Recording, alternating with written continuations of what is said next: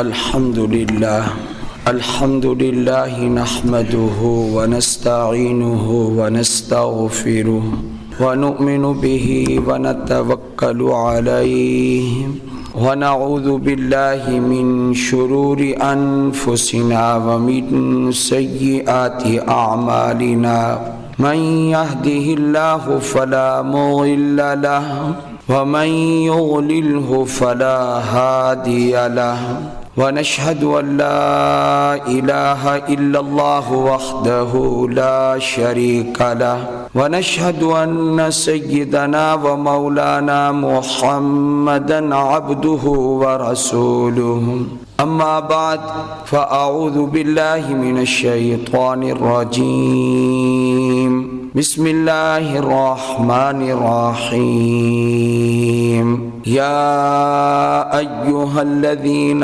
آمنوا اجتنبوا كثيرا من الظن قال النبي صلى الله عليه وسلم إياكم والظن صدق الله العظيم وصدق رسوله النبي الكريم اللهم صل على محمد وعلى آل محمد كما صليت على إبراهيم وعلى آل إبراهيم إنك حميد مجيد اللهم بارك على محمد وعلى آل محمد كما باركت على إبراهيم وعلى آل إبراهيم إنك حميد مجيد قرآن و حدیث کی تعلیمات سے اللہ کے رسول صلی اللہ علیہ وآلہ وسلم کے ارشادات سے ذہنی کیفیت بھی درست ہوتی ہے، وہ اس طریقے سے کہ قرآن کریم کی سورہ الحجرات میں اللہ تعالیٰ نے فرمایا اے ایمان والو بہت سے گمانوں سے بچا کرو، خام خواہ کے گمان کسی کے بارے میں نہ کیا کرو۔ اب ایک آدمی بیٹھے بیٹھے کہتے ہیں فلاں ایسا ہے، میرا گمان ایسا ہے، یہ ایسی بیماری ہے کہ جس بیماری میں ہر بندہ مبتلا ہے اور علاج کی فکری نہیں ہے۔ میرا دل مانتا ہے یہ بندہ ایسا ہے بغیر دلیل کے۔ یہ بہت بڑی بیماری تھی کہ جس بیماری سے اللہ نے ہمیں منع کیا ہے۔ یا ایھا الذین آمنوا اجتنبوا کثیرا من الظن ان بعض الظن اثم ولا تجسسوا، اے ایمان والو بہت سے گمانوں سے بچا کرو، زیادہ گمان قائم نہ کیا کرو، گمان پیدا نہ کیا کرو۔ پھر اپنے گمان کو آدمی درست سمجھتا ہے، پھر اس پر دشمنی اور دوستی کے معیار کو قائم کرتا ہے، تو اللہ تعالیٰ نے اس سے منع کیا ہے۔ بلا دلیل کسی کے بارے میں خام خواہ کا گمان کرنا، ان بعض الظن اثم، اللہ نے فرمایا بعض گمان تو گناہ ہی ہوتے ہیں۔ اچھا، جیسے برا گمان کرنے سے اللہ نے منع کیا، ایسے ہی اللہ تعالیٰ نے ایک اور چیز سے بھی اسی آیت میں منع فرمایا، اس میں بھی مبتلا ہے، کبھی سوچا ہی نہیں کہ یہ بھی گندی صفت ہے، گندی عادت ہے، اس سے بچنا چاہیے۔ فرمایا ولا تجسسوا، جاسوسی نہ کیا کرو۔ وہ بندہ کتنا راحت میں رہتا ہے کہ جس کو پرواہ ہی نہیں ہے میرا ہمسایہ کیا کھا رہا ہے، کیا پی رہا ہے، اس کے اخراجات کیا چل رہے ہیں، یہ کیسے زندگی گزار رہا ہے، اس کو پرواہ ہی نہیں ہے، وہ سوچتا ہی نہیں ہے وہ کیا کر رہے ہیں، جو کہ ان کے اپنے معاملات ہیں، ہمارے اپنے معاملات۔ یہ زندگی، یہ سوچ جس کو مل جائے نا، وہ خود بھی راحت میں رہتا ہے اور دوسرے بھی راحت میں رہتے ہیں۔ ابن عثیمین رحمہ اللہ نے ریاض الصالحین کی شرح میں بڑی پیاری بات ارشاد فرمائی۔ حضرت فرماتے ہیں کہ اللہ تعالیٰ نے جاسوسی کرنے سے منع کیا کہ ایک دوسرے کی جاسوسی نہ کرو۔ اچھا، لوگ جو ہیں بڑے عجیب ہیں، لوگ کہتے ہیں پاکستان کا نظام اچھا ہو جائے۔ حقیقت یہ ہے کہ لوگ خود اچھے ہوں گے تو نظام اچھا ہوگا، اور لوگوں کے معاملات اپنے اتنے گڑبڑ ہیں جس کی کوئی حد نہیں ہے۔ جھوٹ بولنا، قرض دینا ہے تو ٹال مٹول کرنا، دے سکنے کے باوجود ٹال مٹول کرنا، حالانکہ حدیث پاک میں ہے مطل الغنی ظلم، مالدار آدمی کسی کو قرضہ چکا سکتا ہے جس کا دینا ہے، کل آنا پرسو آنا فلاں آنا، یہ کرنا وہ کرنا، فرما ظلم، یہ زیادتی ہے۔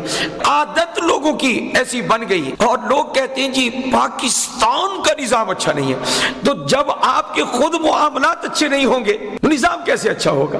آپ نے اپنے آپ کو تو سیدھا کرنے کی کبھی کوشش ہی نہیں کی۔ وہ اللہ اللہ کیسے ٹھیک کرے گا؟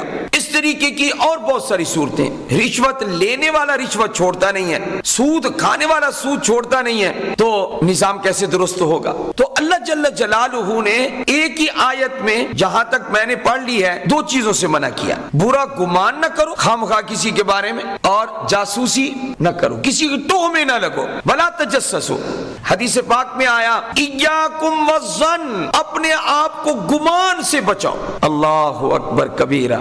یہ کیسے, اب اس پر عمل کیسے ہوگا کہ ہم اپنے آپ کو گمان سے بچانے؟ اس کی صورت سوائے اس کے اور کوئی نہیں ہے کہ ہم چپ کر کے بیٹھ کے لوگوں کے بارے میں سوچیں نا, بلکہ ہم اپنے دل و دماغ کو اللہ کے ذکر اور اللہ کی یاد میں لگائیں, پھر جا کر اس گمان پہ کنٹرول ہوگا. اگر خالی ہوگا ذہن دل, وہ پھر سوچے گا ادھر کی ادھر کی ادھر کی ادھر کی سوچے گا.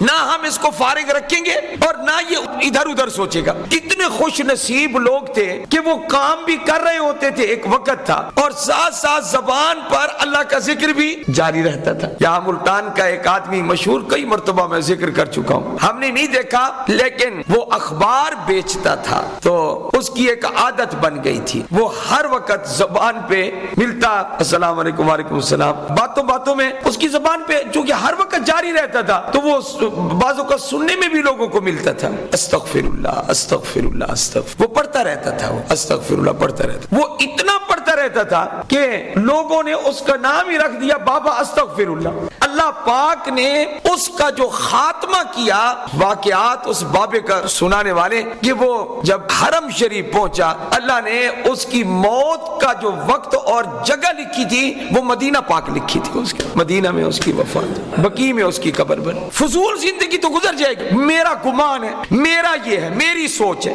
یہ کیا چیز ہے, اس پر کنٹرول ہم کیسے کریں گے؟ اور بہت ساری راحت میں ہم رہیں گے, کوئی کچھ کر رہا ہے کرتا رہے, ہمیں کیا, وہ اس کا اپنا معاملہ. یا پہلے باہر کرسی رکھ کر بیٹھیں گے کیا, یہ تھیلے میں گھر کیا لے کے جا رہا, یہ شاپر میں کیا لے کے جا رہا. یہ تو بعض لوگوں کی منہ سے سننے میں یوں آتا ہے, وہ فلاں وہ تو بڑے بڑے شاپر لے جاتے ہیں گھر, وہ لے جاتا ہے تو تمہیں کیا ہے, وہ تو لے جاتا ہے تو اللہ نے دیا ہے, وہ لے کے جاتا ہے, بچوں کے لیے لے کے جاتا ہے, تمہیں کیا ہے. اس لیے اللہ کے نبی صلی اللہ علیہ وآلہ وسلم نے فرمایا ایاکم والظن, تم اپنے آپ کو کس سے بچاؤ؟ گمان سے. اور اللہ نے کہہ دیا کہ بعض گمان تو ہیں ہی گناہ. ولا تجسسوا, ایک دوسرے کی جاسوسی نہ کرو. جاسوسی آنکھ سے بھی ہوتی ہے, کان سے بھی ہوتی ہے. یہ جاسوسی ہوتی ہے نا, دیکھنا کسی کو, یار یہ کون آ رہا ہے, بھی تیرے پاس اتنا وقت ہے کہ تو غور کر کے کسی کو دیکھے کہ کون آ رہا ہے کون جا رہا ہے. اور اللہ نے مطلق کہہ دیا ہے, عام فرما دیا, بالکل جاسوسی نہ کرو. مسلمان کی جاسوسی نہ کریں. اور آپ کو معلوم ہے کہ بعض اوقات 2-3 آدمی گفتگو کر رہے ہو نا, تو وہ یہ چاہتے ہیں کہ یہ گفتگو ہمارے درمیان میں راز رہے. اب اس راز والی گفتگو میں وہ کسی کو شامل نہیں کرتے, پسند نہیں کرتے. وہ حدیث پاک میں آتا ہے, جس نے کسی قوم کی طرف کان لگائے, اللہ اکبر کبیرہ, کان لگا کے بات سنی, 2-4 بندے علیحدہ گفتگو کر رہے ہیں, یہ کھڑا ہو کے سن رہا, تجھے تو اتنا قیمتی آدمی بننا چاہیے, کھڑے ہیں تو کھڑے ہیں, ان کا اپنا کوئی مشورہ ہوگا, کوئی اپنی بات ہوگی, بس ایک طرح منہ کر کے اپنا جلدی جلدی وہاں سے چلا جائے. نہیں, وہ ایسا ایسا جائے گا, وہ کوشش کرے گا کہ ان کی 2-3 باتیں میں سن لوں اور پھر مجھے پتہ چلے کہ یہ کیا کہہ رہے ہیں. اچھا اگر تو کامیاب ہو بھی جائے گا سننے میں, تجھے فائدہ کیا ہوگا ذرا بتا تو صحیح. حدیث پاک ذرا میں عرض کرتا ہوں, اس کو غور سے سنیں.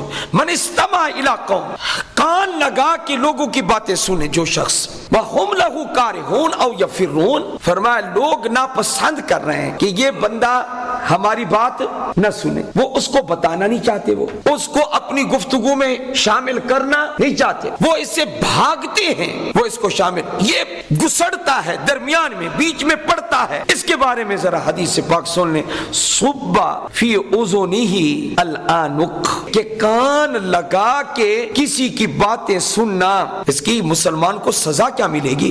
کیونکہ قرآن کریم آپ پڑھ کر دیکھ لیں, 12 نمبر 6 اور 10 میں اللہ تعالی نے یہ صفت کہ لوگوں کی باتیں سننا کان لگا کر, اس طریقے کی جاسوسی کرنا, یہ مومن کی صفت نہیں, یہ منافق کی صفت ہے. آپ کے علم میں ہونا چاہیے, ایک جگہ کی باتیں سن کر دوسری جگہ پہنچانا یہ کن کا کام تھا؟ منافقین کا تھا. یہ کسی مومن کا کام نہیں ہو سکتا. منافقین آتے تھے مجلس اور آ کر کہتے تھے ہم مسلمان ہیں، یہاں کی باتیں سن کر یہودیوں کو بتاتے تھے۔ اللہ پاک نے فرمایا وَفِيكُمْ سَمَّاعُونَ لَهُمْ، اے صحابہ تمہارے اندر وہ آتے ہیں، کون؟ منافقین، وہ آ کر باتیں سن جاتے ہیں تمہاری اور ان کو جا کر بتاتے ہیں یہودیوں کو۔ تو یہ کام کسی مسلمان کا نہیں ہے جاسوسی کرنا، یہ جاسوسی کرنا منافق کا کام ہے، یہ قرآن کریم کہہ رہا ہے۔ اب وہ حدیث پاک کا جو جملہ ہے آپ علیہ السلام کا میں وہ سنانا چاہتا ہوں کہ کان لگا کر آپ کسی کی باتیں سنیں گے اور وہ ناپسند کریں، ایک آدمی ہے، دو ہیں، تین ہیں، وہ نہیں چاہتے کہ یہ بندہ سنے یا کوئی بھی سنے۔ صبح فی اذنہ العنق، ایک دھات ہوتی ہے، دھات جس کو سیسا کہتے ہیں، سیسا، شیشہ اور چیز ہے اور سیسا یہ اور چیز۔ تو اللہ کے نبی صلی اللہ علیہ وآلہ وسلم نے فرمایا جو کسی کی جاسوسی کرے اور کان لگا کے باتیں سنے، پرائیویٹ باتیں سنے،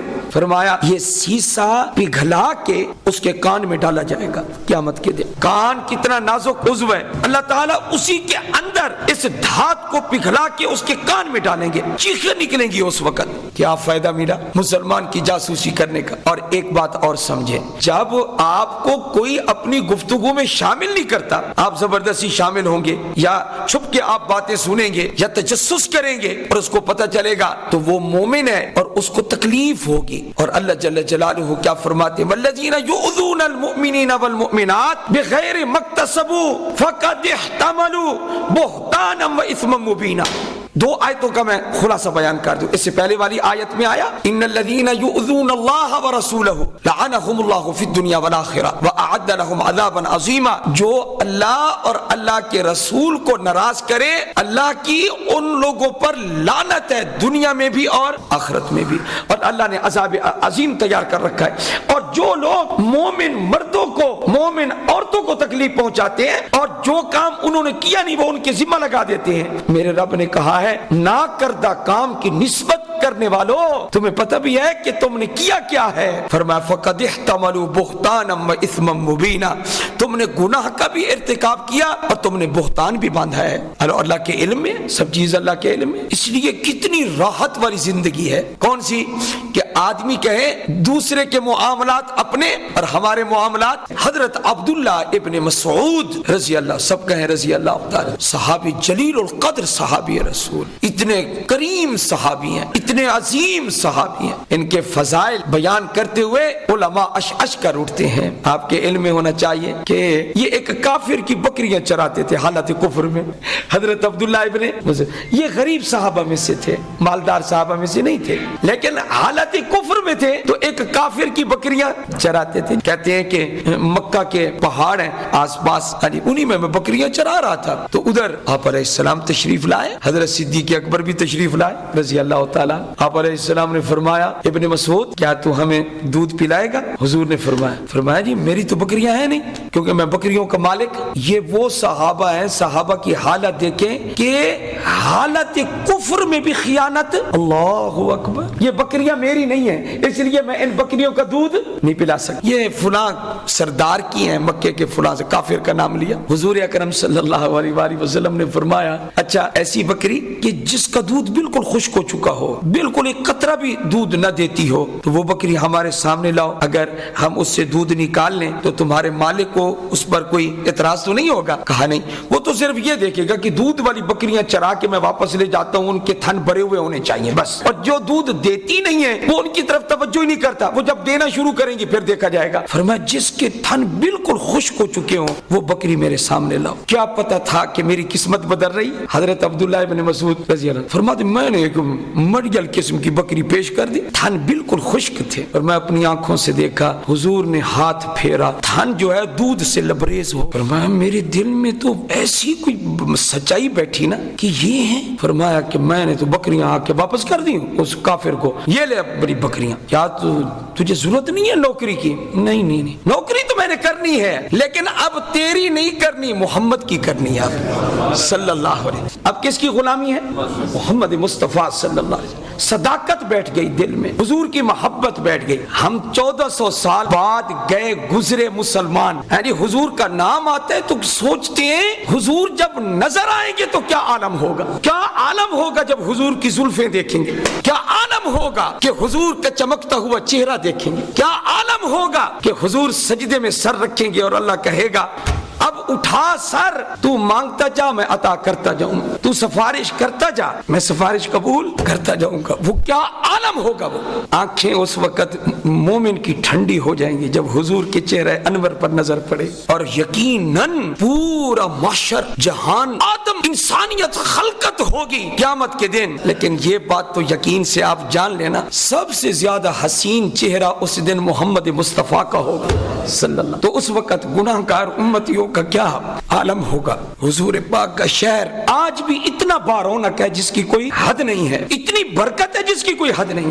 آج بھی 1400 سال کے بعد۔ تو حضور تو اب قبر مبارک میں ہیں، اور جب باہر جلوہ افروز ہوں گے تو کیا عالم ہوگا صلی اللہ علیہ وآلہ وسلم۔ یہ ایک الگ موضوع کی طرف میں چلا گیا۔ ایک بندے نے شکایت لگائی کہ فلاں بندے کے منہ پر نا وہ ایسے لگتا ہے کہ جیسے وہ شراب کے قطرے ہوں، اس نے شراب کو منہ لگایا ہو، کبھی کبھی نا ایسے نظر آتا ہے۔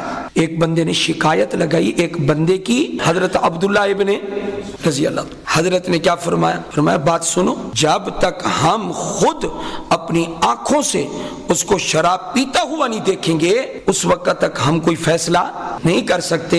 کیوں؟ فرمایا میری بات جو میں نے بیان کی آپ کو تھوڑا سا بھی؟ فرمایا تیری بات میں کیسے مان لوں؟ میرے رب نے کہا ہے وَلَا تَجَسَّسُوا، جاسوسی نہ کیا۔ یہ تھے لوگ پورا قرآن پر عمل کرنے والے۔ اچھا اب ذرا حدیث پاک سن لیں کہ میرے بارے میں اچھا گمان، میں آپ کے بارے میں اچھا گمان، جاتے سڑک پر گزرنے والے کے بارے میں اچھا گمان، یہ نیک عورت جا رہی ہے جی، یہ نیک مرد جا رہا ہے جی، یہ نوجوان لڑکا اچھا ہے جی، یہ اچھا گمان کرنا، اس کو میرے نبی نے کیا فرمایا؟ پڑھیں صلی اللہ۔ یہ ہے کیا چیز؟ ان حسن الظن من حسن العبادہ۔